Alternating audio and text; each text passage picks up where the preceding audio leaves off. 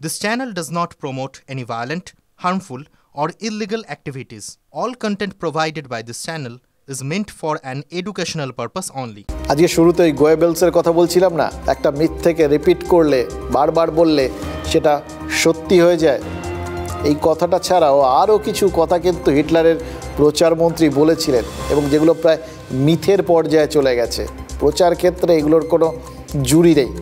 Goebbels তার মন্ত্রিসভার সতীর্থদের বলেছিলেন, সংবাদ মাধ্যমকে একটা বিশাল পিয়ানোর কিবোর্ড হিসেবে চিন্তা করুন, যেটা সরকার ইচ্ছে মতো বাজাতে পারে। সন্দেশখালী প্রসঙ্গে ভাবতে ভাবতে মনে হচ্ছে আমরা সত্যিই কি ওই পিয়ানোর কিবোর্ড হয়ে গেছি? সত্যি কি আমাদের সংবাদ মাধ্যমকে ইচ্ছে মতো ব্যবহার করছেন নেতারা? তারা যেরকম বলছেন আমরা দেখাচ্ছি হয়তো, কিন্তু দেখাতে গিয়ে আসলে আমরা তাদের হাতের তাদের আঙুলগুলো রিডের ওপর খেলা করছে। আমরা সেইভাবেই সব কিছু আপনাদের দেখিয়ে যাচ্ছি। রাজনৈতিক দলগুলো কি একটা ঘটনা তারা নিজের মতো করে যেভাবে দেখতে চাইছে তারা বা দেখাতে চাইছে তারা, সেইভাবেই আমাদের সামনে উপস্থাপন করছে, আমরা সেটাই দেখাচ্ছি, মানুষ সেভাবেই দেখছে। দেখুন, আজকে বসিরহাট কোর্টে পেশ করার সময় শেখ শাহজাহান কি বলেছেন জানেন? বলেছেন সবে তো শুরু, ভোট শেষের পর নাকি সব সত্যি সামনে আসবে। আচ্ছা বলুন তো, ভোটের সঙ্গে সত্যি মিথ্যের কি সম্পর্ক? তাহলে কি শেখ শাহজাহান বলতে চাইছেন যে ভোটে সুবিধে করতেই তাকে ফাঁসিয়ে দেওয়া হয়েছে? এবার বিরোধীরা তো বলেন যে শেখ শাহজাহান নাকি ম্যাজিশিয়ান। ওই বসিরহাট লোকসভার 6টা বিধানসভায় তৃণমূল টেনে টুনে পাশ করলেও সন্দেশখালী বিধানসভায় নাকি তৃণমূল সব সময় লেটার মার্কস পায়, আর সেটা হয় ওই শাহজাহানের জন্যে। শাহজাহানরা ম্যাজিক জানেন বলেই নাকি একা সন্দেশখালী বিধানসভা এমন লিড দেয়, বসিরহাট লোকসভায় হাসতে হাসতে জিতে যায় তৃণমূল। এরকম একজন ম্যাজিশিয়ানকে আদালত ক্লিন চিট দেওয়ার আগে অভিষেক বন্দ্যোপাধ্যায়ের বা তার দলের অন্যান্য নেতারা ক্লিন চিট দিয়ে দিচ্ছেন, সেটা তো বোঝাই যাচ্ছে তার কারণ। কিন্তু সন্দেশখালীর সবটাই কি মিথ্যে? শুধু নারী নির্যাতনের অভিযোগ তো নয়, আরও তো অনেক অভিযোগ রয়েছে। জোর করে জমি দখলের অভিযোগ রয়েছে, জোর করে চাষ জমিতে নোনা জল ঢুকিয়ে ভেরি করে দেওয়ার অভিযোগ রয়েছে। ইনফ্যাক্ট শেখ শাহজাহান বা তার বাহিনীর বিরুদ্ধে খুন জখমের অভিযোগও তো রয়েছে। 2019 সালে সন্দেশখালীর হাটগাছিতে খুন হয়েছিলেন বিজেপি নেতা প্রদীপ মণ্ডল। এবছর উচ্চ মাধ্যমিকে প্রদীপ মণ্ডলের ছেলে প্রীতম দুর্দান্ত রেজাল্ট করেছে, 483 পেয়েছে। কিন্তু এই প্রীতম পড়াশুনো কিভাবে করেছে জানেন? বাবা খুন হয়ে যাওয়ার পর থেকে তাদের ঘর ছাড়তে হয়েছিল, ওই গ্রাম থেকে চলে আসতে হয়েছিল, পালিয়ে পালিয়ে থাকতে হয়েছে। যারা বলছেন শাহজাহান ধোয়া তুলসী পাতা, তাদের ওই প্রদীপ মণ্ডলের স্ত্রী আর সন্তানরা প্রশ্ন করছেন, সত্যি যদি তাই হয় প্রদীপ মণ্ডলকে খুন করলো কে? আচ্ছা, এক্ষেত্রেও কি ওই প্রোপাগান্ডার অভিযোগটাই করবে তৃণমূল? ভোটটা হোক, আর সত্য ঘটনা কারা কারা জড়িয়ে আছে দাদা সব ধরা পড়বে, দেখতে পাবো। সন্দেশখালীর শাহজাহান বাস্তবের ভিলেন নাকি চক্রান্তের শিকার? সন্দেশখালী নোনা জলে ঘুরপাক খাচ্ছে রাজনীতি, কিন্তু সেই নোনা জলে ঝিকমিক করে উঠছে এক তরুণ, প্রীতম মণ্ডল। আমার স্বপ্ন আইপিএস অফিসার হওয়ার। গুলি বন্দুক অস্ত্র দিয়ে মানুষকে আটকে রাখা যায় না। আমার স্বামীর শরীরে 8খানা গুলি করেছিল এবং চোখের মধ্যেও গুলি করেছিল। বীভৎস নির্মম নির্যাতন করে আমার স্বামী প্রদীপ মণ্ডলকে দুষ্কৃতীরা খুন করে। কলম, তুমি কত না যুগ কত না কাল ধরে অক্ষরে অক্ষরে গিয়েছ শুধু ক্লান্তিহীন কাহিনী শুরু করে। কলম, তুমি কাহিনী লেখো, তোমার কাহিনী কি দুঃখে চলে তলোয়ারের মতো ঝিকিমিকি? প্রীতম প্রমাণ করছে সন্দেশখালীতে গুলি বন্দুকের রাজত্বে এ যেন কলমের জয়। 2019-এ চোখের সামনে বাবাকে হারাতে দেখেছিল প্রীতম। বাড়ি থেকে তুলে নিয়ে গিয়ে খুন করা হয়েছিল প্রদীপ মণ্ডলকে। দুষ্কৃতীদের দাপটে রাতারাতি সব হারাতে হয়েছিল গোটা পরিবারকে। মেধাকে কখনোই আটকে রাখা যায় না, ছোট থেকেই ও মেধা ছিল। আর বাবার মৃত্যুতে তো প্রচণ্ডভাবে ওরা আঘাত পেয়েছে। তারপরেও এত প্রতিকূলতার মধ্যে তারপরে আমাদের উপর যা অত্যাচার হয়েছে, আমরা ঘর ছেড়েছি, বাড়ি ছেড়েছি, আমরা সর্বস্ব হারা হয়েছি। তারপরেও ছেলে মানে খাতা কলমে জবাব দিয়ে বুঝিয়ে দিয়েছে যে গুলি বন্দুক অস্ত্র দিয়ে মানুষকে আটকে রাখা যায় না। পদ্মারা হারিয়ে যেতে পারতেন, প্রীতমও হারিয়ে যেতে পারত, কিন্তু প্রীতম হারিয়ে দিয়েছে প্রতিকূলতাকে। স্বপ্ন বলতে মানুষ হিসেবে আমি আমার বাবার মতন হতে চাই। যখন আমার বাবাকে মারা হয়েছিল তখন আমার মা এসেছিল, এসে বসিরহাটের সিআই সেখানে দাঁড়িয়েছিল, তখন আমার মা মানে বলছিল যে বাঁচান বাঁচান, তো তখন উনি ফোন করে উপরের লেভেলে জানাচ্ছিলেন যে এখানে শান্তিপূর্ণ এলাকা, এখানে কোনো কিছুই ঘটেনি। সিআইডি চার্জশিট জমা দিয়েছে হাইকোর্টে, সেখানে মূল অভিযুক্ত শেখ শাহজাহান, যার 1 নম্বরে নাম ছিল, সেই শেখ শাহজাহানের নাম বাদ দিয়ে খুব অতি নগণ্য 2 জন নাম দিয়ে চার্জশিট জমা দিয়ে দিয়েছে। উচ্চ মাধ্যমিকে তাক লাগানো রেজাল্ট, আইপিএস হতে চায় প্রীতম, রাজধানীতে গিয়ে পড়াশোনা করার ইচ্ছে, কিন্তু দিল্লি এখনও অনেকটা দূর। শাহজাহান জেলে, কিন্তু সঙ্গী সাথীরা, সেই ভয় গ্রাস করছে প্রীতমকে। হ্যাঁ, দিল্লিতে গিয়ে পড়াশোনা করার আমার ইচ্ছা আছে, এখন জানি না, তার কারণ সেই ঘটনার পর থেকেই হচ্ছে আমাদের ঘেরি লুট হয়ে গেছে, তেমন কিছু নেই এলাকায়, শুধু শাহজাহান শেখ ধরা পড়েছে, কিন্তু শাহজাহান শেখের যারা সহযোগী তারা তো এখনও ওখানেই আছে না।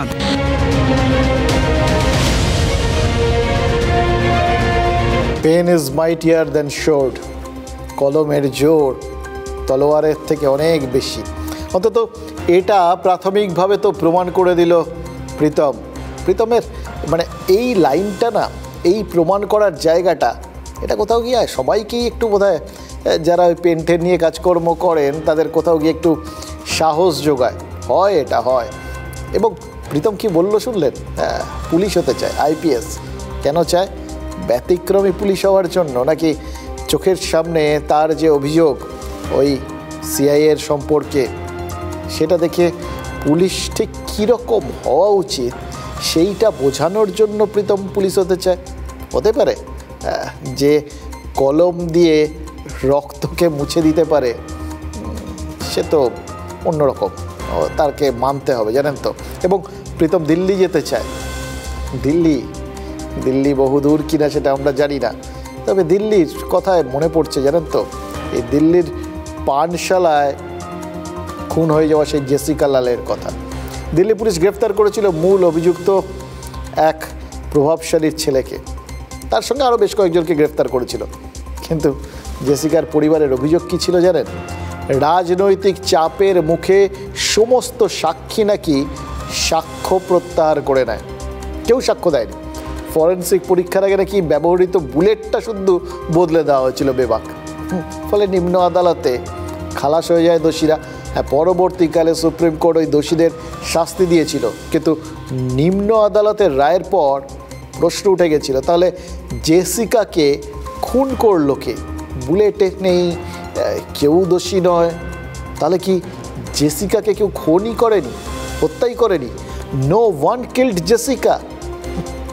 আজ 5 বছর ধরে পদ্মা মণ্ডল সেই একই প্রশ্ন করছেন, জানেন তো। নো ওয়ান কিল্ড প্রদীপ মণ্ডলকে তাহলে কি কেউ খুন করেনি?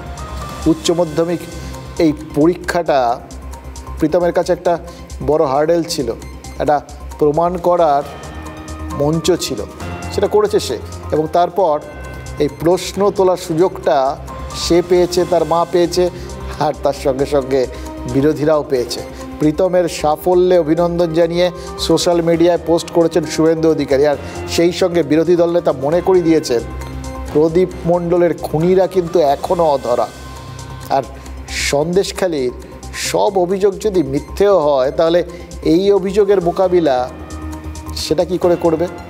হ্যাঁ, রাজ্যের মন্ত্রী শশী পাজা বলেছেন, খুন যদি কেউ করে থাকে, মনে রাখবেন, খুন যদি কেউ করে থাকে, এটা যদি কেউ করে থাকে এরকম একটা কথা আছে। হ্যাঁ, বলেছেন যে যদি কেউ করে থাকে তাহলে একদিন না একদিন তারা শাস্তি পাবেই।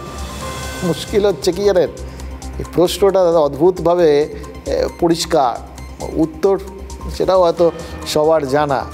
যে মানুষটার চোখে বুলেট গেঁথেছিল, ওই শুনলেন তো তার স্ত্রীর কথা, সারা গায়ে কোপানোর চিহ্ন, 8খানা বুলেট সারা শরীরে। এটা তাহলে তারপরেও স্বাভাবিক ঘটনা বলে মনে হচ্ছে শশী বাজার, তাহলেও এটা যদি খুন হয় কে জানে। রাজনীতির মানে যুক্তি, রাজনীতির কথা বলার ধরন, এগুলো আমরা ঠিক বুঝে উঠতে পারি না। এদের ভাষাটা একটু অন্যরকম, আমাদের ভাষাটা একটু অন্যরকম। আরও একটা কথা, প্রীতম বলেছে সন্দেশখালির থেকে দূরে থাকলেও তাদের সব সময় ভয়ে ভয়ে থাকতে হয়, কারণ শাহজাহান জেলে, শাহজাহানের অ্যাসিস্ট্যান্টরা তো আর জেলে নয়, ম্যাজিশিয়ানের অ্যাসিস্ট্যান্টরা তারাও তো ম্যাজিক জানে।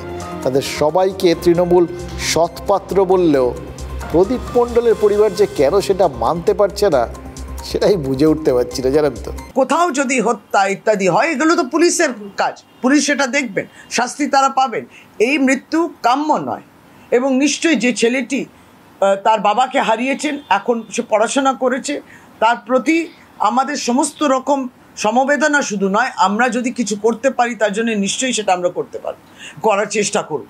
তার মানে ভেবে দেখুন, আবার একটু পেছনে ফিরে যাই, এতগুলো কথা বলার পর যেটা মনে হচ্ছে, একটা নামগোত্রহীন অজ্ঞাত কুলশীল ভাইরাল ভিডিও এতগুলো সত্যকে মিথ্যা প্রমাণ করে দিতে নেমে পড়েছে। লড়াইটা কঠিন, লড়ে যাচ্ছে, কিন্তু সন্দেশখালির মাটিতে আসলে অনেক দীর্ঘশ্বাস লুকিয়ে রয়েছে, জানেন তো। এটা বলতে পারি তার কারণ ওই আমাদের রিপোর্টাররা যে অতদিন ধরে ওখানে ছিল তারা তো সেগুলোর সাক্ষী। সেগুলো মিথ্যে কে জানে। দেখুন, সেগুলো একজোট করেই এমনিতে রাজনীতি ঝড় তুলতে চায়, আর এক্ষেত্রে বিজেপি ঝড় তুলতে চায়, এটা আমরা বুঝতে পারছি। তাই কেন্দ্রীয় স্বরাষ্ট্রমন্ত্রী আজ ফের একবার এই সন্দেশখালির অপরাধীদের উল্টো করে ঝোলানোর কথা বলেছেন, মানে বুঝিয়ে দিতে চাইছেন বা বার্তা দিতে চাইছেন, কিছুতেই ভুলতে চাইলেও তারা সন্দেশখালিকে ভুলতে দেবেন না। संदेशखाली में जिस तरह से महिलाओं पे अत्याचार हुआ है, आज पूरे पश्चिम बंगाल में एक महिला तृणमूल कांग्रेस टीएमसी के विरोध में उठ खड़ी हुई है और वो अपने वोट के जरिए से जवाब देंगे। सीबीआई जांच कर रही है। बंगाल की माताओं बहनों को चिंता करने की जरूरत नहीं है। संदेशखाली के गुनहगारों को हम उल्टा लटकाकर सीधा करने का काम ये भारतीय जनता पार्टी करेगी। तृणमूल कांग्रेस की पैटर्न रही है, पहले जुर्म करो और बाद में जुर्म को जुटलाने के लिए जिन पर जुर्म हुआ है उस पर और जुर्म करो। संदेशखाली ये शर्मनाक घटना है, हाईकोर्ट ने इसका संज्ञान लिया है, ममता बनर्जी को शर्म आना चाहिए। हाईकोर्ट भी जुटी है, सीबीआई भी जुटी है, इतनी सारी महिलाएं जुटी है, और सिर्फ तृणमूल वाले सच्चे हैं। बंगाल की जनता सच जानती है और बैलेट बॉक्स पर मालूम पड़ेगा कि बंगाल की जनता संदेशखाली का जवाब